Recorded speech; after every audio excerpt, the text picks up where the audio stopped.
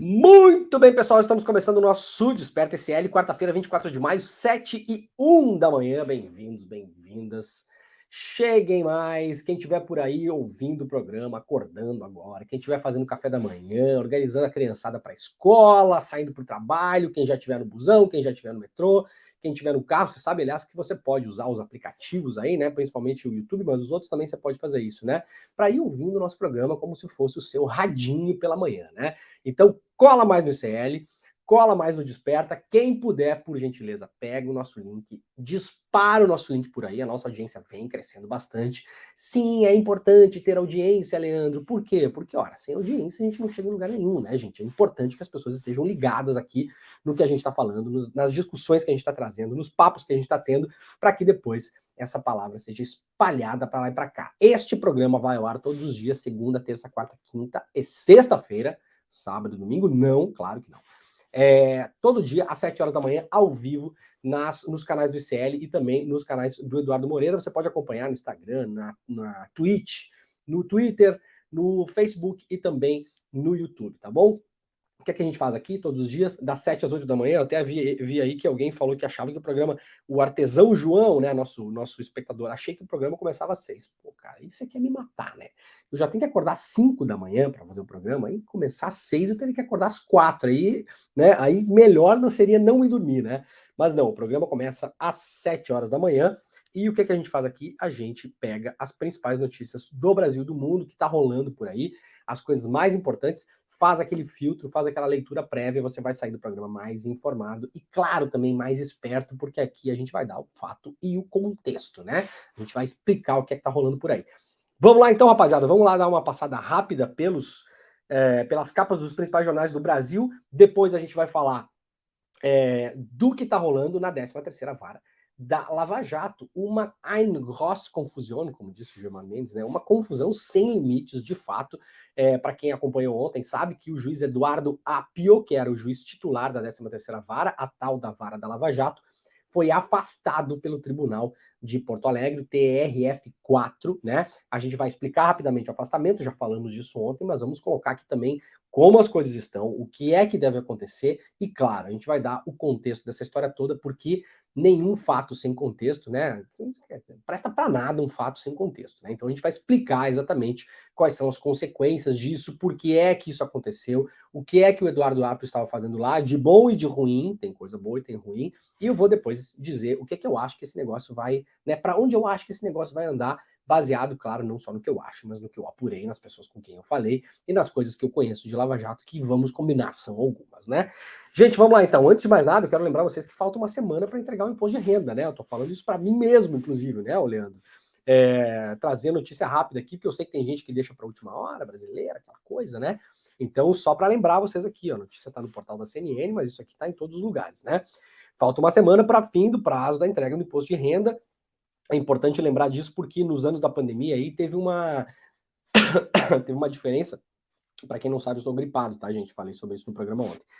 Teve uma diferença de datas, né? Nos anos da pandemia, teve uma prorrogação dos prazos. Esse ano, não esqueça, daqui uma semana, no final de maio, você entrega o seu impostinho lá, tá, meu filho, minha filha, tá bom? O prazo para entrega do imposto de renda 2023 termina na quarta-feira, 31 de maio, portanto, quarta-feira da semana que vem, se agiliza aí. Para quem faz sozinho, sabe que não é lá tão difícil assim, né? Baixa o programítio lá da Receita, né? Se você já fez nos anos passados, você pode recuperar o que você já fez, né? Você pode fazer igual a juíza Gabriela Hart, um copia e cola, né? Só que nesse caso, um copia e cola do bem, né? Você pode pegar o seu arquivo do ano passado e puxar para o programa atual, e aí vai estar tudo meio pré-preenchido lá, já ajuda bastante, tá? Faltando apenas uma semana, cerca de 28 milhões de pessoas ainda não enviaram, né? É, não, perdão, 28 milhões de pessoas enviaram as suas contribuições até a noite de terça-feira, né? Só que são 38 milhões a 39, né, milhões. Então, mais ou menos 40 milhões, 38 milhões enviaram. Então, a gente tem aí 10, 12 milhões de pessoas que ainda não se mexeu. Então, se mexe, não deixa para a última hora. Quis fazer esse lembrete no começo do programa aqui, porque a gente sabe que nos últimos dias, no último dia, no penúltimo dia, acaba dando pau no site da Receita, muita gente não consegue mandar, e se você não mandar, depois tem problema, tem multa, tem uma série de coisas, né? E, aliás, uma dica final aqui, falando de imposto de renda, se você sempre manda antecipadamente o seu imposto de renda, isso é uma coisa que até uns anos atrás eu não sabia. Você, eventualmente, se tem restituição para receber, você recebe antes. Então tem isso também, tá? Tô dando aqui um incentivo para as pessoas não deixarem para a última hora, porque isso aí realmente às vezes dá problema por coisas pequenas, né? A gente deixa, não faz, né? E aí vai lá no final e dá tudo errado, tá bom? Então tenta mandar mais cedo no ano que vem, ou nesse ano, se não mandou ainda, se esperta, porque só falta uma semana, tá bom? Vamos lá para a capa do Estado de São Paulo, vamos ver o que o Estadão tá falando hoje aqui. Câmara aprova texto base do tal do arcabouço fiscal, né? O arcabouço fiscal é o que vai substituir o teto de gastos que foi instituído aí durante o governo Temer e teve vigência durante todo o governo Bolsonaro. O governo petista assumiu, prometendo mudar essa regra, está chamando essa nova regra de arcabouço fiscal, então sai o teto de gastos, entra o arcabouço fiscal, o que na visão da maior parte das pessoas que olharam esse negócio com atenção, na verdade é um teto de gastos 2.0, né? Não seria tão draconiano, tão ruim para a população quanto o teto de gastos, que limitava, de fato, gastos públicos, eventualmente até com serviços essenciais, né? Ou seja, evitava que o dinheiro pingasse lá na ponta, nas pessoas que precisam. O arcabouço fiscal tenta corrigir algumas dessas distorções, ou distorções não, na verdade, coisas feitas voluntariamente, né? De propósito, digamos assim, né? Mas, tá? A gente vai avaliar como as coisas vão andando, por quê? O texto base foi aprovado, teve mudanças de última hora, como mostra o Estadão aqui, né? Entenda a mudança feita de última hora pelo relator. Não vai dar tempo da gente falar aqui no Desperta. O Desperta não é um programa que a gente consegue entrar num assunto tão espinhoso desse aqui, ficar 20, 30 minutos falando. Isso aqui demanda debate. Não é um debate que eu vou fazer sozinho também. Vocês podem acompanhar debate sobre arcabouço fiscal, principalmente com o Edu Moreira, né? Que é um cara que manja muito dessa coisa toda, né? Então, vai poder acompanhar isso no N1, no N2. Aliás, o N1 entra no ar às 8 horas da manhã depois do Desperta, tá? Então agora, 7, 8 da manhã, a gente termina o programa, você aproveita, pega o link nos nossos comentários e vai para o ICL Notícias primeira edição. Lá vai ter um debate muito mais aprofundado sobre isso, mas resumindo, gente, tá? Isso aqui não é o melhor dos mundos. Sim, a gente pode avaliar com alguma boa vontade que é melhor do que o teto de gastos, que é menos pernicioso, que é menos ruim no geral para as pessoas que não têm condições, para as pessoas que realmente precisam do acesso ao Estado, né? Seja na saúde, na educação, na infraestrutura e tal, mas sinceramente, é mais ou menos o que está dando para fazer com esse grande governo de coalizão que a gente tem aí e que a gente vai ver no programa de hoje aqui, que, olha, tá indo de um jeito que não sei se vai entregar o que prometeu para as pessoas que votaram nesse governo, né? A gente vai falar aqui sobre Marina Silva, sobre o Ministério do Meio Ambiente, sobre o esvaziamento do Ministério do Meio Ambiente, né? As críticas que a Marina Silva está fazendo, ela como ministra, em relação a isso, e a gente vai ver como esse governo está andando mais ou menos na mão do Centrão. Era o esperado? Era, mas está sendo rápido também, né? E não se vê o governo ganhando muitas nesse caso, né? O que mais tem aqui na capa do Estadão? Opinião da colunista Vera Rosa, lá do Estadão. O PT aprova arcabouço, mas 1/3 da bancada faz duras críticas ao texto. Lembrando que o PSOL foi o partido que é da base do governo que votou contra ontem, tá?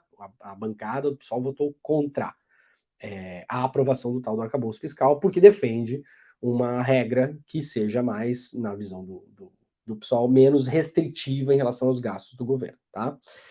Arcabouço fiscal, veja as 6 alterações do texto aprovado pela Câmara, tá aqui na capa do Estadão, então quem quiser ver objetivamente as alterações que foram feitas ontem, o Estadão fez aí um compilado, lembrando que você está consumindo este produto no estado de São Paulo, então claro que você tem que olhar isso aqui sabendo que tem um viés de um jornal que, grosso modo, vai apoiar as coisas feitas de forma pró-mercado, assim chamado, né? Então, olhe com cuidado, com atenção, mas aqui, pelo menos aqui nessa notícia do Estadão, tem um resumo das alterações que foram feitas, tá? Para você ficar mais informado em relação a isso. Novo arcabouço fiscal, então, é aprovado com placar superior ao necessário para a reforma tributária. O Estadão aqui já está jogando e fazendo um cálculo de votos que o governo vai precisar para aprovar uma reforma tributária que é desejo do governo fazer também, né? Então, está imaginando aí que o governo tem votos suficientes nesse grande acordo com o Arthur Lira, é isso que está acontecendo, tá, gente? Esse grande acordo com o Arthur Lira e com os partidos que o Arthur Lira controla ou tem conluio ali na Câmara, né? Não é bem um controle, é um jogo de interesses. Então, o Estadão já faz um cálculo que, se esse acordo seguir da maneira como está, o governo talvez não tenha dificuldades para aprovar uma reforma tributária. Não sei, depende qual for a reforma tributária. A gente não sabe qual vai ser, né?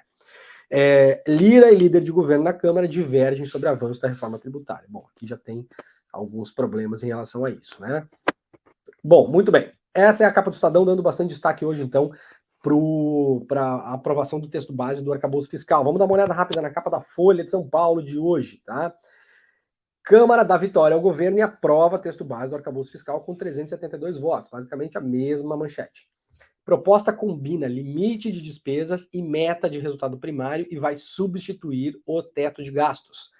Aí a Folha faz também um texto aqui, né, um informativo para você entender o arcabouço fiscal e ler a íntegra do texto. Então, na Folha tem uma explicação do que é o arcabouço fiscal, de novo, com o viés do veículo que está publicando. Nunca esqueçam disso. Não tem nada a ver com manipulação, com não sei o quê, mas o veículo tem um viés, tem um olhar sobre isso, né? Esse veículo, vamos lembrar que ele pertence a um banco, né? O grupo Folha de São Paulo, o grupo UOL, né, ganha dinheiro no mercado financeiro, então os interesses do jornal vão estar sempre impressos aqui nessas notícias. No entanto, a Folha, na sua capa aqui, coloca a íntegra do texto. Então, se vocês quiserem acessar a íntegra, lerem a íntegra do texto, sem esse filtro, né, sem esse ruído editorial da imprensa, a Folha colocou a íntegra do texto aqui para as pessoas poderem ler. Tem também como votou cada deputado, a Folha fez, né? Quem votou contra, quem votou a favor. Eu já falei aqui, majoritariamente quem votou contra esse texto foi a bancada do PSOL. Deputados do PT expõem críticas ao arcabouço fiscal em declaração de voto, então teve alguns votos críticos, como se chama, né? Do PT, votando a favor, mas criticando. Isso é uma tradição das democracias, né? O PT não está inventando isso, mas eu sempre acho bastante engraçado, né? Vou votar a favor disso aqui, mas sou contra, né? Então, claro, segue o entendimento partidário, que é assim como os partidos entendem, né? A gente já viu deputados e senadores sendo punidos por não seguirem a orientação do partido, isso também acontece no Brasil. Então, muita gente tem que seguir a orientação de voto do partido, que é uma orientação dada aos parlamentares, mas quando discorda, faz um voto crítico, tá? Então, isso aconteceu ontem também em relação a parlamentares do PT. E servidores realizaram manifestações contra o arcabouço fiscal também ontem, durante a votação. A Folha de São Paulo traz aqui também, claro, um destaque sobre a reviravolta, como eles chamam assim, na Lava Jato, né? Reviravolta na Lava Jato e retorno de juíza aliada de Moro ressuscitam debate político. Para quem não sabe, quem assumiu no lugar do Eduardo Apio foi a juíza Gabriela Hart, né? Então, se o Eduardo Apio tem problemas, como parece que tem, parece bastante evidente que tem. Aliás, a gente vai falar sobre isso depois, tá? Eu falei ontem no programa, não atravessem a rua para escorregar em casca de banana na outra calçada, né? Tem gente que adora fazer isso, enxergou uma casca de banana na outra calçada, atravessa a rua e pisa em cima. A gente não vai fazer aqui, que é uma coisa que é contra o que parece, né? São os fatos. Claro que a gente vai esperar, tem o tempo da defesa do Apio, a gente tem que esperar essa coisa se concretizar. O afastamento dele foi um afastamento fora dos padrões para a justiça brasileira, bastante fora. Aliás, ontem eu procurei na internet quando foi a última vez que o Tribunal Regional Federal afastou um juiz nessas condições. Sinceramente, eu não encontrei. Eu não estou dizendo que não existe, tá? Estou dizendo que eu não encontrei. O juiz Apio não pôde nem se defender. Ele foi afastado sem ser ouvido. Eu não encontrei o Tribunal Regional da Quarta Região afastando o juiz desse jeito. Tá bom? E fiz pesquisas ontem, assim, peguei, sei lá, desde 2000 até 2022, excluindo a palavra Apio, excluindo o Lava Jato, excluindo o ano de 2023, não encontrei uma notícia do tribunal afastando um juiz, como foi feito ontem. De fato, me pareceu, vamos colocar entre aspas aqui, mas uma violência a maneira como foi feito. Agora, se o juiz fez o que parece que ele fez, é bastante complicado a gente atravessar a rua para escorregar nessa casca de banana. Mas, ao fato e ao contexto. A gente vai falar do fato e vai falar do contexto. Parte do contexto é quem é que assumiu no lugar do Apio? A Gabriela Hart. Quem é a Gabriela Hart? Uma aliada do Moro, uma aliada da Lava Jato. É basicamente isso. Nós sabemos quem é a Gabriela Hart. Então, se o Eduardo Apio não tem condições de ser o titular daquela vara, muito menos a Gabriela Hart também tem. Tanto menos o Moro tinha. Então é disso que a gente tem que falar. As coisas que colocaram em cima da cabeça do Eduardo Apio aqui, a gente vai ler as 6 acusações contra ele, onde ele teria incorrido, né, os problemas que teriam encontrado em relação a ele. Se vocês pegarem aquilo e colocarem em cima do Moro, cabe exatamente a mesma coisa em cima do Moro. Aconteceu alguma coisa com o Sérgio Moro enquanto era juiz? Nada. Aconteceu alguma coisa com Gabriela Hart enquanto era juíza? Nada. Quem foi o outro juiz da Lava Jato? O senhor Bonet, né? Juiz Bonet, escolhido em uma manipulação pelo Telegram pela turma da Lava Jato. Tem áudios do Deltan Dallagnol falando sobre isso. Aconteceu alguma coisa com essas pessoas? Nada. Então, está acontecendo bastante com o Eduardo Apio. Aparentemente, não parece uma coisa assim inédita em termos de atitudes equivocadas ou ilegais de juízes para ter acontecido pela primeira vez. Então, de novo, ao fato e ao contexto. A gente vai falar sobre isso. A capa da Folha está falando sobre isso aqui também, mostrando 6 tipos de infrações que o Eduardo Apio pode ter incorrido. Eu vou ler as infrações e vocês fechem o olho e mentalizem Sérgio Moro e vocês me digam se elas não cabem exatamente em cima da atuação que o Sérgio Moro teve na mesma vara. Na mesmíssima, tá bom? A gente vai fazer isso daqui a pouquinho.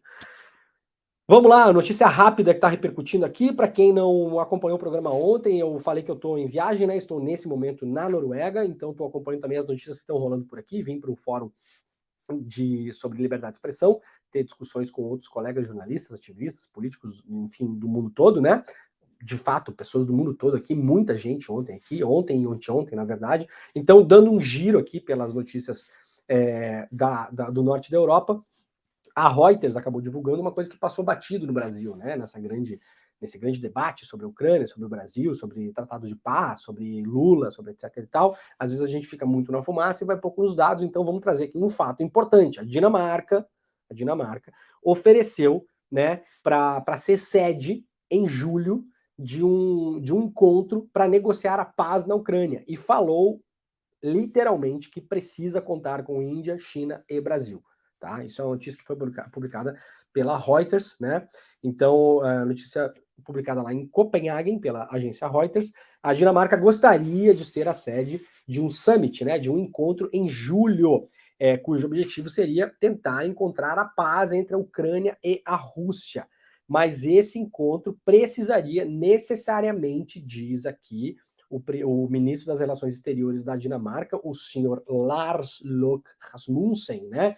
Ele falou que a Dinamarca quer hospedar esse encontro em julho para negociar a paz entre a Ucrânia e a Rússia, mas falou que esse encontro precisa do engajamento da Índia, da China e do Brasil, tá bom? Então, mais aqui um avanço em relação a essa possível tentativa de negociação da paz. Lembrando que a Dinamarca, isso aqui é uma mudança de posição sensível da Dinamarca, tá? Isso aqui não tinha sido falado ainda nesse termo e nesse tom e nesses termos, tá? A Dinamarca mandou munição está mandando munição, treinamento e armamento para a Ucrânia durante a guerra, tá? Então ela está do lado do bloco europeu. O bloco europeu se uniu muito em relação a isso, né? Isso foi, aliás, um feito do Vladimir Putin, né? Se ele achava que o bloco europeu ia se esfacelar, no começo da invasão russa, o bloco europeu pareceu mesmo batendo cabeça, né?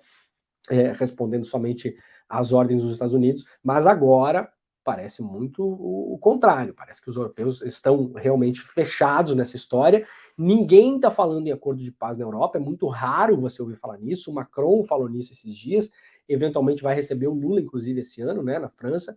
Mas, no geral, o bloco europeu está unido para mandar armamento e suporte militar para a Ucrânia. Então, essa fala da Dinamarca ela é importante, né? Apesar de ser um país menor, que não tem tanta relevância na conversa toda, né, da Europa, é um país importante, então acaba de divulgar o seu primeiro-ministro, que gostaria de hospedar aí um encontro para discutir a paz. Esse encontro, segundo ele, precisa, não é que ele gostaria nem nada, precisa do engajamento da China, do Brasil e da Índia. Por quê? Porque são só esses 3 países que estão falando em acordo de paz. Essa é a grande verdade, né? Você goste ou não de como o Itamaraty ou o Lula estão se portando nessa questão toda, né? Importa pouco o que a gente acha, importa mais o que a gente sabe. Os 3 países principais do mundo, os únicos que estão falando em negociações de paz, são Índia, Brasil e China, tá bom? Então, o ministro das Relações Exteriores da Dinamarca apontou isso.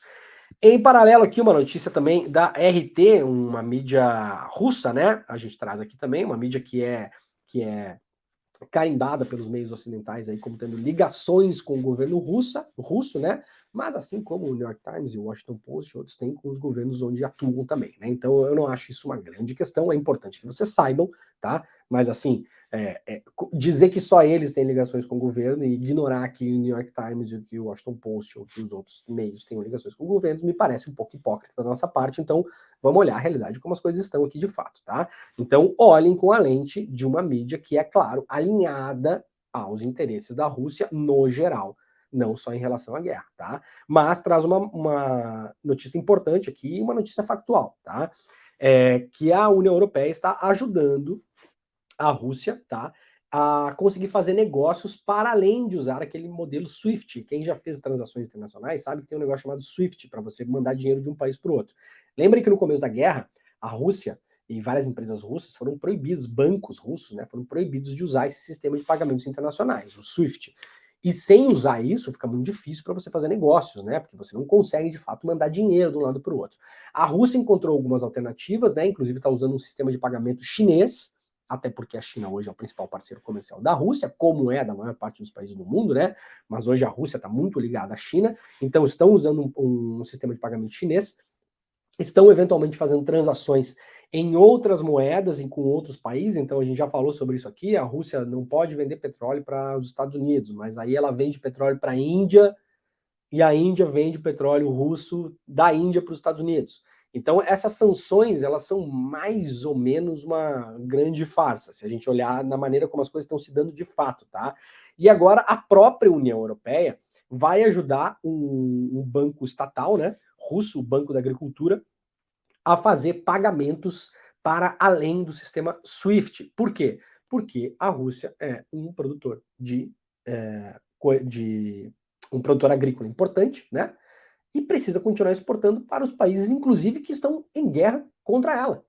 Né? Então as coisas não são assim tão simples quanto às vezes a gente acha, né? Ah, eu gosto desse, eu gosto daquele, esse tá certo, esse tá errado. Enquanto a gente fica tendo esse debate na superfície, na verdade as coisas são muito mais complexas do que isso.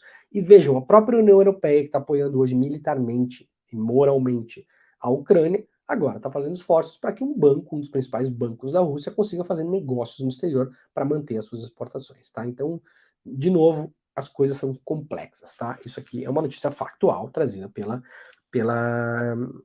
RT, tá? Tá lá na capa deles também.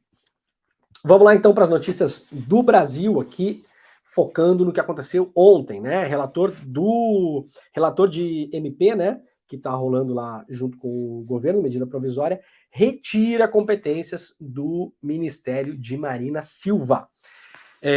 O relatório da MP 1154 de 2023, que reorganiza a estrutura do governo, retira poderes do Ministério do Meio Ambiente de Marina Silva. Se o parecer do deputado Isnaldo Bulhões, do MDB de Alagoas, prevalecer, a pasta de Marina Silva perderá áreas estratégicas dentro do governo. Isso aqui é a notícia do Poder 360, e o Poder 360 tem uma tradição, já desde que foi fundado, de colocar sempre a íntegra dos documentos. É um dos poucos sites que fazem isso no Brasil, tá? Poder 360, como outros sites da imprensa mais tradicional, e o Poder 360 é um site mais novo, mas também pode ser colocado aí na imprensa tradicional, porque é bastante mainstream, tá no mainstream de Brasília, né? Tem ali as suas conversas e ligações com o governo, aquela coisa toda esquisita, né?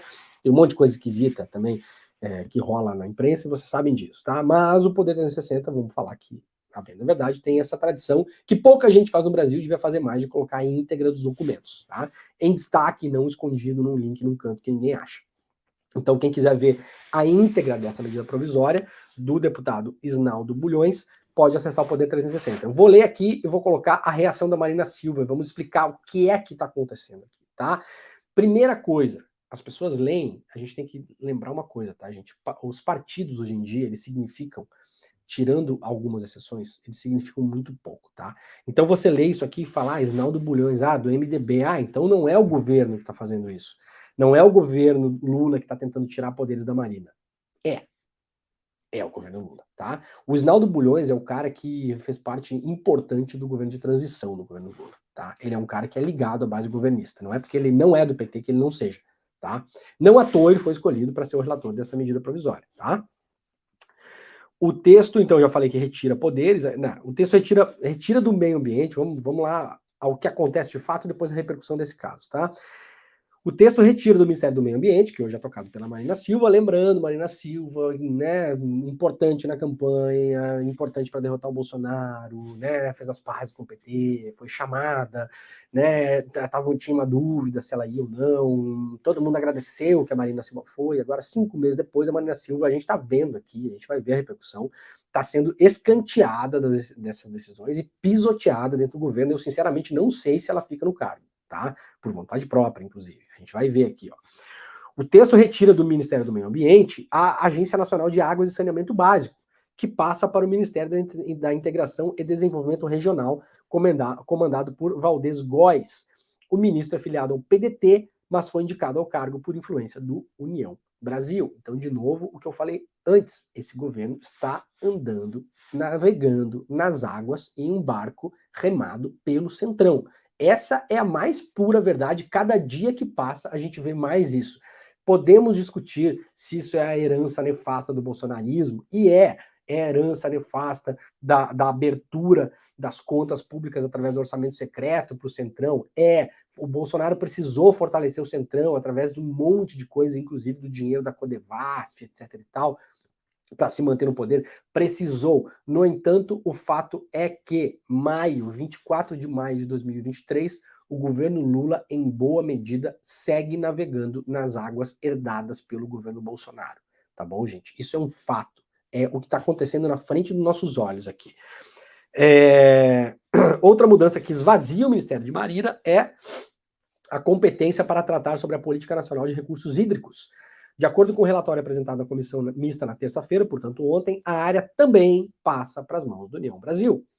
Já a gestão do Cadastro Ambiental Rural sai do Ministério do Meio Ambiente e do Ministério do Desenvolvimento Agrário e vai para o Ministério da Gestão e Inovação em Serviços Públicos, comandado por Esther Dweck. O cara é de interesse da bancada do agro, que buscava retirar o cadastro do poder de Marina Silva e enviar para o Ministério da Agricultura. Esse cadastramento ambiental rural, por exemplo, gente, ele é... Por que ele é importante? Porque se você é um grileiro e invade uma área proibida, né, no coração da Amazônia, por exemplo, para você regularizar essa área, você precisa do CAR, tá? Você precisa desse cadastro ambiental rural. E é uma treta conseguir esse negócio. Inclusive, gente que já deveria ter conseguido não consegue. Esse negócio é uma treta porque é um negócio assim, mal gerido mesmo, assim, pro bem e pro mal, tá? Mas é um desejo enorme da bancada do agro que esse negócio não fique na mão da Marina Silva. E agora com o SMP, que eventualmente vai ser encaminhada para ser assinada pelo Lula, a bancada do agro conseguiu. É isso que está acontecendo aqui. E é isso que a gente precisa falar. O Ministério da Marina Silva está no centro de um impasse do governo do presidente Lula. Na última quarta-feira, o IBAMA negou o pedido da Petrobras para realizar uma perfuração de teste no mar a 179 quilômetros da costa do Amapá, na região da margem equatorial brasileira, a tal da Foz do Amazonas, tá? Então isso aqui, digamos, é uma parte da gênese desse problema que está desembocando agora, mas as coisas não são necessariamente a mesma coisa, tá? A MP e a perfuração lá do petróleo na Foz do Amazonas são coisas diferentes, mas são todas parte da mesma questão, do enfraquecimento do Ministério do Meio Ambiente da Marina Silva. O caso causou mal-estar no governo, o ministro das Minas e Energias, Alexandre Silveira, é a favor da liberação da perfuração do petróleo, mas saiu derrotado, pelo menos por enquanto. Nesta terça-feira, o Palácio Planalto realizará uma reunião de conciliação entre IBAMA e Petrobras. De novo, eu acho que falei sobre isso ontem, né? O IBAMA tomou uma decisão técnica. Claro, tem política em decisões técnicas, é óbvio que tem. Eu estou dizendo o seguinte, o IBAMA emitiu um parecer dizendo por que a Petrobras não pode fazer esse buraco lá na Foz do Amazonas agora. Por motivo A, B, C, D, E, F, G, tá os motivos lá. E lembrando, esse projeto é um projeto do governo Bolsonaro, da Petrobras, do governo Bolsonaro. Porque isso não começou agora. Isso tem a ver com o Conselho de Administração do passado, que foi indicado pelo governo Bolsonaro, a maior parte dos seus membros, né? indicado ou era marionete ali do governo Bolsonaro, né? Porque acompanhou o conselho de administração da Petrobras, sabe exatamente como funcionava o negócio lá dentro, né? Então, agora está tendo esse esvaziamento aí do Ministério do Meio Ambiente. E aí vamos andar para as repercussões políticas disso. Padilha, lá na capa do jornal O Globo, Padilha elogia parecer sobre a medida provisória que reestrutura ministérios, essa mesma que a gente acabou de ler aqui, tá? E Marina reage a esvaziamento do meio ambiente. Integrantes do governo avaliaram de forma divergente as mudanças propostas pelo relator da medida provisória que reestruturou os ministérios na gestão Lula, o deputado Isnaldo Bulhões. Enquanto o ministro das Relações Institucionais, Alexandre Padilha, elogiou o parecer, a ministra do Meio Ambiente, Marina Silva, chamou de desserviço a tentativa de retirar funções da sua pasta. No texto apresentado ontem, o Cadastro Ambiental Rural, como já falamos aqui, foi deslocado do Ministério do Meio Ambiente para o Ministério da Gestão e de Inovação em Serviços Públicos, enquanto a Agência Nacional de Águas passa a ser vinculada ao Ministério da Integração e Desenvolvimento Regional, esse nas mãos do União Brasil. Obviamente, estamos todos trabalhando para manter as competências do Ministério do Meio Ambiente, dos povos indígenas e aquilo que o governo como um todo decidiu fazer quando do decreto do presidente Lula. Em relação à permanência do Serviço Florestal no Ministério do Meio Ambiente, da Agência Nacional de Águas e da Política Nacional de Resíduos Sólidos, né, chamado gestão do esgoto no Brasil, na prática, né, qualquer tentativa de desmontar o Sistema Nacional de Meio Ambiente brasileiro é um desserviço à sociedade brasileira e ao Estado brasileiro, e isso pode causar gravíssimos prejuízos aos interesses econômicos, sociais e ambientais do nosso país. Isso aqui é uma fala da Marina Silva. A ministra acrescentou que respeita o Congresso, mas vai para o debate. O parecer do relator já foi apresentado na comissão mista, mas ainda não foi votado. A Marina Silva ainda aqui, com todo respeito ao Congresso, a autonomia que ele tem, vamos para o debate e o convencimento com os parlamentares que isso não ajuda o Brasil, nem a agricultura brasileira, nem o desenvolvimento econômico do Brasil, em absolutamente nada. Palavras da Marina Silva. O responsável pela articulação política do governo com o Congresso, Padilha, foi na contramão da colega ao avaliar o relatório de Bulhões como positivo. O relator, líder do PMDB, um partido que inclusive compõe o governo, diz o Padilha aqui, fez um relatório dialogando com o conjunto do governo. É natural que o Congresso Nacional queira fazer contribuições. São contribuições que mantêm o espírito inicial da reestruturação do governo, ou seja, aquelas questões centrais serão mantidas, afirmou o ministro, lembrando que alguns pontos do relatório serão discutidos nesta quinta-feira. Bom, vamos lá para mais uma repercussão sobre isso. Coluna lá do Bernardo Melo Franco, no Jornal Globo, o Congresso está depenando o Ministério do Meio Ambiente, diz a Marina Silva. Marina Silva resistiu ao bombardeio da Petrobras, mas deve levar uma rasteira do Congresso. Parlamentares de diferentes partidos se reuniram para desmantelar o Ministério do Meio Ambiente. A pasta deve perder boa parte de suas atribuições. As mudanças foram articuladas pelo deputado Isnaldo Bulhões, relator da medida provisória que reorganizou a esplanada no início do governo Lula. Pelo texto aí tem aqui o que a gente já falou, sabe? Sai a Agência Nacional de Águas e o Cadastro Ambiental Rural também saem do Ministério do Meio Ambiente. Estão depenando o Ministério do Meio Ambiente. Isso aqui é uma frase, não é do colunista Bernardo Melo Franco. Essa frase aqui é da Marina Silva, tá? Frase da Marina Silva em relação ao que está acontecendo agora. Estão depenando o Ministério do Meio Ambiente. O povo brasileiro elegeu o presidente Lula, mas parece que o Congresso quer reeditar o governo Bolsonaro. Frase da Marina Silva, vou ler de novo isso aqui. Fortíssima frase, né? O povo brasileiro elegeu o presidente Lula, mas parece que o Congresso quer reeditar o governo Bolsonaro. Frase da Marina Silva. Pensa você aí acompanhando o Desperta, 7h35 da manhã, 24 de maio, quarta-feira, se a notícia fosse governo Bolsonaro quer tirar Cadastro Rural e Agência Nacional de Águas do Ministério do Meio Ambiente e colocar na mão do Centrão. Como você estaria reagindo agora? É exatamente isso que está acontecendo, tá? Vamos deixar as coisas bem claras como elas estão aqui. Está acontecendo com o apoio institucional do governo. Quem está se levantando contra isso é a ministra do Meio Ambiente, que é governo também, claro. Mas ela pessoalmente está se levantando contra isso. Na visão da ministra, as mudanças desossam o Sistema Nacional de Meio Ambiente criado em 1981. frase da Marina Silva, vou ler para vocês, prestem atenção o que a Marina Silva disse. Nem a ditadura militar fez isso, protestou Marina Silva. Tiraram as competências do Ministério do Meio Ambiente, vai minar a credibilidade do país no exterior. Isso será um tiro no pé do agronegócio brasileiro, disse de novo a Marina Silva. Eu vou ler de novo a frase. Nem a ditadura militar fez isso. Isso é uma frase da Marina Silva. Eu vou ler de novo a outra frase da Marina Silva. Estão querendo reeditar o governo Bolsonaro. Eu, sinceramente, não sei se essa MP vai para frente do jeito que ela tá ou não. Não sei. Ela foi à discussão ontem.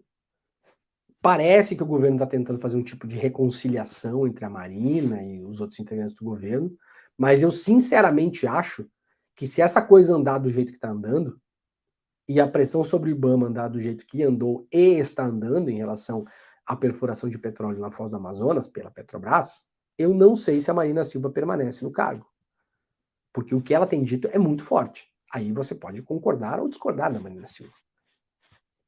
Aí é o direito de cada um. Mas a coisa está quente dentro do governo em relação ao meio ambiente, né? Em um momento em que o mundo discute essas questões, bastante inclusive, né? Inclusive foram discutidas no G7 na semana passada, as questões de emissões, né, da Agenda 2050, da redução das emissões, né, por causa da emergência climática. Então, a Marina Silva está dentro dessas discussões que estão acontecendo no mundo todo. E segundo a avaliação dela, o que está sendo feito no Ministério do Meio Ambiente no Brasil vai na contramão daquilo que deveria ser. Então essa é a discussão que está posta, tá, gente?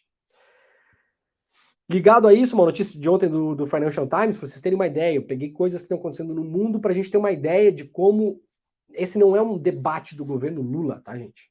Isso é um debate do planeta. Vamos deixar bem claro isso aqui. Para a gente não cair naquela também, isso é uma briga política, isso é uma briga por poder. Não, isso não é um debate do governo Lula. Isso não era um debate do governo Bolsonaro. Isso não é um debate da Petrobras. Isso não é uma coisa que interessa aos acionistas da Petrobras. Isso interessa a todo mundo. Notícia do Financial Times de ontem, publicada pela Folha, a Assembleia de Acionistas da Shell tem tumulto contra plano de transição energética. Teve uma assembleia da Shell ontem, né, que é uma empresa importante, petrolífera, né, e sofreu uma revolta de acionistas contra a estratégia de transição energética, porque os acionistas foram lá, já tinham votado no passado, quase 10 anos atrás, 80% votou para que a Shell fosse uma das empresas pioneiras em transição energética, e a Shell, de fato, não está fazendo isso. E os acionistas foram lá ontem, causaram tumulto, teve gente presa, teve gente arrastada pela polícia, teve gente que falou, né? O novo CEO enfrentou uma sucessão de perguntas hostis dos acionistas que desafiaram o conselho sobre o ritmo em que a empresa planejava reduzir suas emissões. Então, assim, não é um debate da Petrobras, não é um debate da Marina Silva.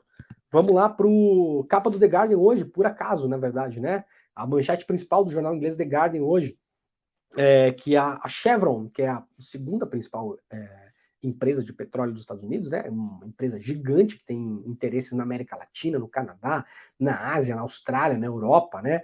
Tem negócios no mundo todo, é uma empresa colossal, né? De produção de petróleo, basicamente, né? Tem uma investigação aqui do jornal The Guardian mostrando que as iniciativas da Chevron nos últimos anos, mais notadamente de 2000 até 2022, para fazer sequestro de carbono ou para fazer compensações de carbono, que eram coisas que estavam no plano da Chevron para serem executadas, a maior parte delas são uma farsa. É isso que publica o jornal The Guardian hoje, baseado em um estudo que foi feito exclusivamente para o jornal. Fizeram uma investigação, a matéria é longa, eu sugiro que vocês leiam, tá? Matéria bastante longa, falando aqui da Chevron, né, que no ano passado reportou um faturamento de 35 bilhões de dólares. É uma empresa enorme, gigantesca, né? A segunda maior produtora de combustível fóssil dos Estados Unidos, né? Que tem aí seus tentáculos, como diz aqui o The Guardian, no Canadá, no Brasil, na União Europeia no geral, na Nigéria, na Austrália. A matéria detalha muito bem aqui que a Chevron ela fez vários projetos de sequestro de carbono e ou de compensação de carbono pelo mundo, né? Para dizer, olha, a gente está poluindo aqui, explicando rapidamente o que acontece, tá? De uma maneira muito simples assim. Uma empresa poluidora, quando ela entra nessa agenda, que a partir de um bom tempo já de um bom tempo ela está se tornando obrigatória no mundo todo, ela precisa compensar as suas emissões de carbono. Então ela fala o seguinte, ó, eu estou emitindo muito carbono aqui, eu estou poluindo muito aqui nessa área, então o que eu vou fazer? Eu vou cuidar de uma floresta, eu vou reflorestar uma área em tal lugar. E daí, naquele lugar, eu vou compensar o que eu estou poluindo nesse lugar aqui. Então, a ideia é chegar no que se chama de net zero, né? De zerar. Então, uma empresa, ela polui tanto quanto ela consegue compensar isso em outros lugares. E tem várias maneiras de fazer isso. A Chevron divulgou, de 2000 a 2022, vários desses projetos. E agora essa investigação descobriu que a maior, mas não é pouco não, tá, gente? A maior, assim, 90% quase deles, são ineficientes ou causam mais poluição e mais estragos ambientais do que os relatórios dizem que eles estão compensando. E a matéria tem vários exemplos. 2 deles são importantes. Um deles são barragens que a Chevron montou, hidrelétricas que a Chevron montou para diversificar a própria matriz energética da empresa na Colômbia. Aí eles falaram o seguinte, não, a gente está poluindo aqui nesses lugares, mas a gente lá na Colômbia a gente vai botar uma hidrelétrica. Então a nossa matriz energética vai começar a somar a produção de energia a partir de hidrelétrica, e hidrelétrica, depois que ela está construída, ela não é poluente, né? Ou ela polui muito pouco. E aí foram investigar, e aí chegaram à conclusão que os caras fizeram as hidrelétricas expulsando pessoas, inundando áreas que não deviam ser inundadas, derrubando florestas para inundar essas áreas, acabando com cidades, né? Matando leitos de rios na região, ou seja, forçando pessoas a se mudarem ou empobrecendo populações locais. Então, o que aparece no relatório da Chevron, que é uma hidrelétrica, na verdade, o impacto ambiental daquela hidrelétrica é muito pior do que a compensação energética limpa, entre aspas, que ela tem. Outro exemplo, a Chevron tem uma fábrica, uma indústria, que sequestra carbono na Austrália. Sequestro de carbono é um negócio que custa muito caro, porque você tem que pegar o gás poluente que é produzido pela indústria, pela fábrica, né, o CO2, que é mais ou menos ali, segundo essa matéria, 15% do que sai nas chaminés. O grosso que sai dali é vapor d'água, tá, gente? Mas mais ou menos 15% é poluente, é CO2. Qual que é a estratégia? Você sequestra aquele CO2 antes que ele vá para a atmosfera, você estoca aquilo, de fato, você coloca aquilo em caminhões, ou transporta em dutos, ou coloca em navios, e aí você transporta aquele gás poluente, aquele CO2, e você injeta ele na terra. É assim que tem várias formas de fazer, mas lá a Chevron estava fazendo desse modo, que é o modo mais comum, tá? Você injeta ele na terra numa profundidade tal que ele, sob pressão, depois que injetado no subsolo, ele vira um líquido e ele fica ali. Então, dessa forma, você não polui a atmosfera e você não ajuda com o efeito estufa. Tá entendido? Então, assim, a Chevron, ela polui em vários lugares do mundo, mas ela monta lá na Austrália uma fábrica que sequestra carbono. Então, ela fala, olha, aqui a gente está sequestrando tantas toneladas, porque é assim que se mede, né, de carbono. E aí foram descobrir que essa sequestro de carbono na Austrália basicamente não funciona. Ele entregou menos da metade do que deveria ter entregado nos últimos anos. E ele é um projeto fadado a não funcionar. Então a gente está nessa discussão no mundo. Não é uma discussão da Marina Silva. Não é o que o Padilha acha. Vocês entendem como esse negócio é muito mais profundo? Isso é a capa do The Guardian hoje. A capa. Isso nos leva para o que está acontecendo em vários lugares do mundo. Capa, por exemplo, do jornal La Repubblica hoje. Qual é o grande acontecimento da Itália nas últimas 3 semanas? Inundações absurdas na região da Emília-Romanha. Eu morei nessa região, gente, por um bom tempo. Isso aqui o que está acontecendo na Emília-Romanha, na região de Bolonha, Rimini, Ravenna, é inédito. As cidades estão completamente submersas. Isso não é comum de acontecer lá. E o país está apavorado, porque o país não tem estrutura para lidar com isso. A Itália tem estrutura para lidar mais ou menos com terremoto, tá? Mais ou menos. Porque acontece terremoto lá e muita coisa vai abaixo que não deveria. Casas antissísmicas, entre aspas, né? Mas é disso que a gente está falando. Então, esse assunto que está rolando no Brasil, de perfurar petróleo na foz do Amazonas, de retirar poderes do Ministério do Meio Ambiente, de fazer concessões para esse agro depredatório que a gente tem no Brasil, né? para essa bancada que está ali defendendo interesses muito específicos, para o Centrão que vai defender os seus interesses, para fazer manobras na Agência Nacional de Águas, para eventual privatização de fontes de água, né? Então, é para isso que as coisas estão caminhando e essas pessoas não estão de olho no que está acontecendo no mundo. Elas não estão nem aí, tá bom? A gente acabou de ver os exemplos aqui. Então, olho nisso, a gente vai seguir acompanhando. Muito bem, pessoal, vamos lá então. Rapidamente, 3 notícias antes da gente cair aqui no nosso assunto da Lava Jato, tá? A China tem um novo embaixador nos Estados Unidos, o embaixador viajou e chegou ontem nos Estados Unidos. Isso aqui é um movimento importante, o embaixador chegou trazendo uma mensagem de que quer reorganizar as conversas entre China e Estados Unidos, tá? Então, isso é notícia importante, você não vai ver isso nos jornais brasileiros, porque vira rodapé de página, mas pouca coisa é mais importante no mundo do que as relações entre Estados Unidos e China, concorda? Então agora a China tem um novo embaixador em território americano, em Washington, e o embaixador chegou dizendo que quer reatar ou reorganizar as relações bilaterais entre Estados Unidos e China, que, entre outras coisas, claro, são parte do teatro também da guerra da Ucrânia, né? O teatro de operações política, né? Não que a guerra seja um teatro, né? Bem compreendido. O teatro de operações política da guerra da Ucrânia para fora do conflito armado envolve, no fim das contas, o balanço de poder entre China e Estados Unidos. Então essa notícia de hoje é importante também. Lá no New York Times, para quem não pegou o programa no começo aqui, estou bastante gripado, tá, gente? Então perdão aí que ontem e hoje está difícil de tocar o programa. Lá no New York Times, rapidamente, agora a gente começa a entender por que o Elon Musk comprou o Twitter, né? Não valia a pena, gastou muito dinheiro, era muito caro. Bom, começamos a entender por que Elon Musk comprou o Twitter, uma imensa plataforma de comunicação que ele pode manipular agora, de fato, como dono, da maneira que bem entender, como, aliás, vem fazendo. Hoje, o governador da Flórida, o Ron DeSantis, deve anunciar a sua candidatura à presidência dos Estados Unidos, onde?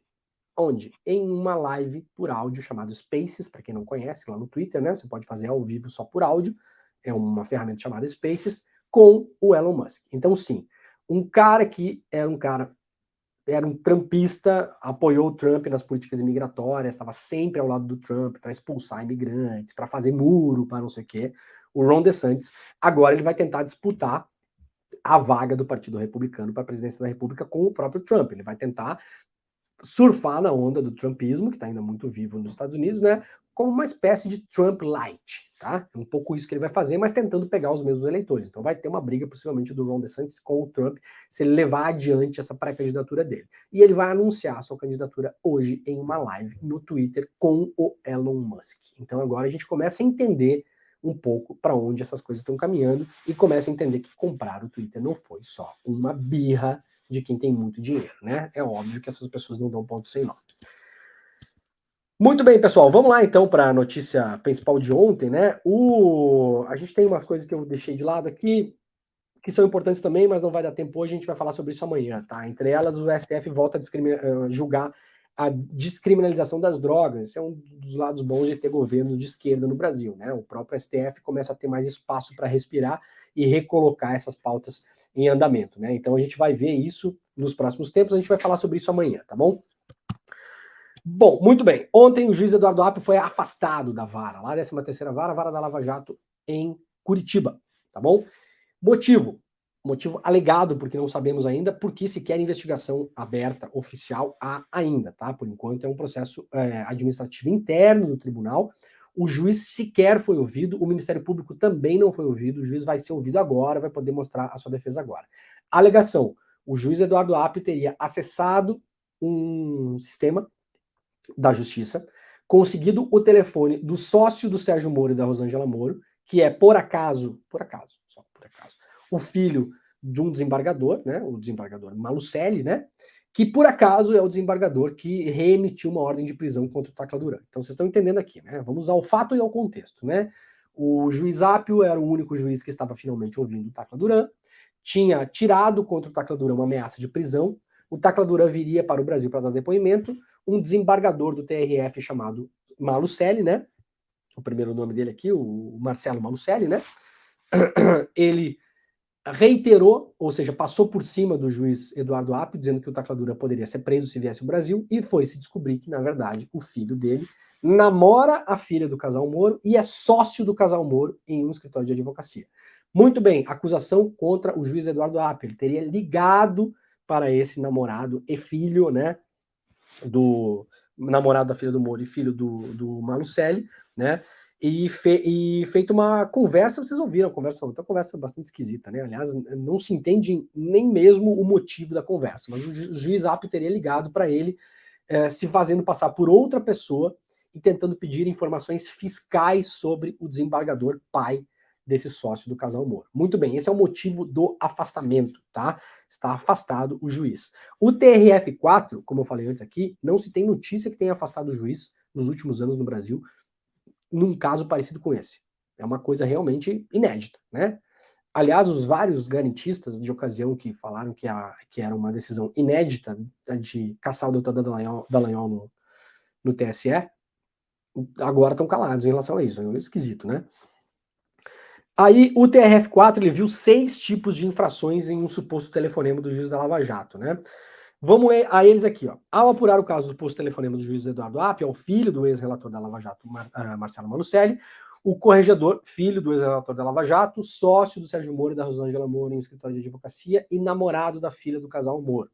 Essa é a biografia do cara. De novo, o fato e o contexto. Senão a gente não entende nada do que está acontecendo aqui. Isso aqui é uma disputa de poder. Então a gente precisa entender a disputa de poder. O corregedor, né, do tribunal indicou que o magistrado de primeira instância pode ter violado ao menos 6 normas previstas no Código de Ética da Magistratura. Tá? Então, eles identificaram essa possível ligação do juiz, não sabemos ainda porque não temos as provas. Tá? E vou falar de novo o que eu falei ontem aqui. Se o juiz fez essa ligação, ele não pode nem mesmo voltar para a terceira vara, 13ª vara. Não pode.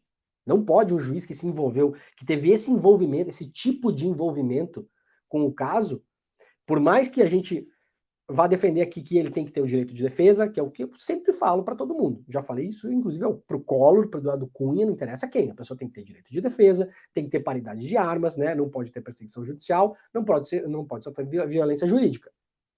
Tudo isso está certo.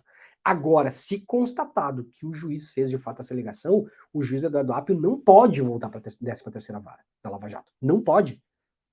A 13ª vara da Lava Jato precisa ter um juiz que de fato vá olhar para o que fez a Lava Jato ali de modo não totalmente isento, porque ninguém é, mas de modo isento, como um juiz isento, não interessado na causa. Se o juiz Eduardo Apio fez esse telefonema de fato, ele não é isento para assumir a vara. No entanto, o juiz Moro também não era. O juiz que foi substituto do Moro, o Bonet, também não era. Porque foi escolhido pela própria Lava Jato, de modo clandestino. A juíza Gabriela Hart, que acabou de assumir a vara no lugar do Eduardo Apio, também não é. Então estamos num caso clássico de 2 pesos e 2 medidas. Ora, se o que diz a corregedoria aqui cabe para o juiz Apio, e eu vou ler o que a corregedoria diz, então nós vamos ver se isso aqui não cabe para o Sérgio Moro, por exemplo, né? As supostas condutas de Apio violaram os artigos 16 e 10 do Código de Ética da Magistratura, diz aqui o corregedor. O juiz deve, diz a corregedoria, ao afastar Eduardo Apio. Quais são os motivos? Vamos afastar esse juiz por quê? Porque o juiz deve comportar-se na vida privada de modo a dignificar a função. Respondam, Sérgio Moro fez isso? Sim ou não? Respondam vocês aí. O artigo 10 diz, a atuação do magistrado deve ser transparente. O Moro era o cara que falava clandestinamente com os procuradores através do Telegram. A gestão do Moro foi transparente? Respondam vocês sim ou não. Tá? Ainda dentro do Código de Ética, né, a violação, apontam contra o Apio a violação do artigo 37, que não permite procedimento incompatível com a dignidade, a honra e o decoro de suas funções. Moro foi digno, honrado e manteve o decoro durante as suas funções na Lava Jato? Respondam vocês aí. Artigo 4 exige que o magistrado tenha um comportamento eticamente independente. Quando o Moro fala, melhor não melindrar o Fernando Henrique Cardoso, não vamos investigá-lo. Falou, em uma conversa para os procuradores. O Moro foi eticamente independente? Respondo você sim ou não. E que o juiz, aspas de novo da corregedoria, não interfira de qualquer modo na atuação jurisdicional de outro colega. O Moro atuou desse modo, sim ou não? Então, de novo, se o juiz Eduardo Apio cometeu esse desatino, essa loucura de fazer essa ligação, ele, primeiro, deve ser investigado, ter direito de defesa e, caso comprovado, punido. Perfeito.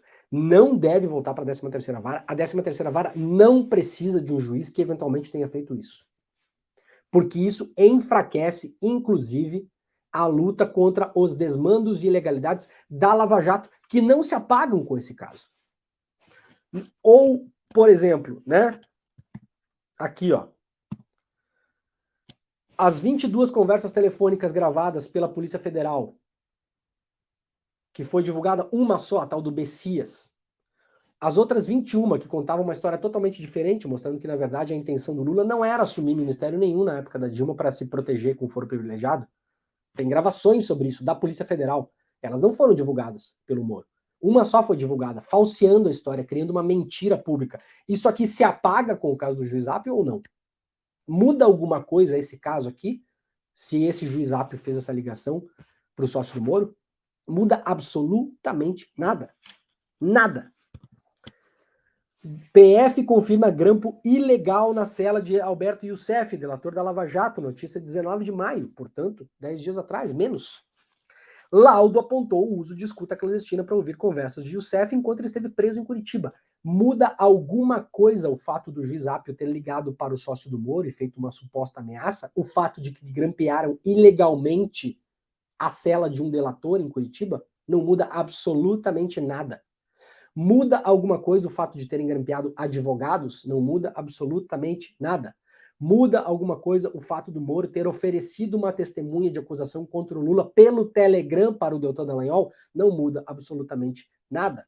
Muda o fato de que a Lava Jato cometeu uma série de crimes e ilegalidades que estão fartamente documentados e que nunca foram devidamente punidos, caso o juiz Apio tenha feito o que fez? Não muda absolutamente nada. Portanto, meus amigos e minhas amigas, estamos acabando o programa de hoje. Quarta-feira, 24 de maio, 7 horas e 58 minutos da manhã. Não muda absolutamente nada, caso o juiz Apio tenha cometido uma ilegalidade, um desatino e uma loucura durante as suas atribuições como juiz da 13ª Vara. Se cometeu, que pague. E se cometeu, que não volte para a vara. Ninguém em sua consciência vai defender isso. Agora, a própria Lava Jato, ontem o Moro, em uma entrevista para a Globo News, disse, ele, Moro, que não se vê como lavajatista. Então vocês sabem o que vai acontecer. Eles vão usar esse caso para tentar fazer uma espécie de campanha de marketing para reabilitar uma operação de perseguição policial e com interesses políticos evidentes, com farta documentação e que nunca foi punida devidamente pelos seus crimes. E isso, no que depender de mim, neste programa não vai colar. A César o que é de César. O juiz Apio que se defenda daquilo que estão acusando ele agora. Se for inocente, inocente será. Se for considerado culpado, culpado será. Dependemos ainda de ver as provas, não vimos as provas ainda, não sabemos quem fez esse laudo, não sabemos se foi ele de fato que ligou ou não, mas, mesmo que tenha sido, que seja punido exemplarmente, que não retome as suas atividades na vara, isso não apaga em nada o que foi cometido contra o Brasil durante a Operação Lava Jato, tá bom? Não esqueçam disso, porque uma coisa é uma coisa e outra coisa é outra coisa. Esse foi o Desperta de hoje, 24 de maio, 7 horas e 59 da manhã. Muito obrigado a todo mundo que esteve por aí. Nós voltamos amanhã, às 7 horas. Esse programa vai ao ar todos os dias, segunda, terça, quarta, quinta e sexta-feira, às 7 horas da manhã. Agora você fica com o ICL Notícias, primeira edição, tá bom? O nosso amado N1. Então você pode ir para a caixa de comentários da rede social onde você está acompanhando esse programa, pegar o link, dar um clique no link aí, porque esse link vai jogar você diretamente lá para o começo do N1, que está começando exatamente agora, às 8 horas da manhã. Muito obrigado e tchau!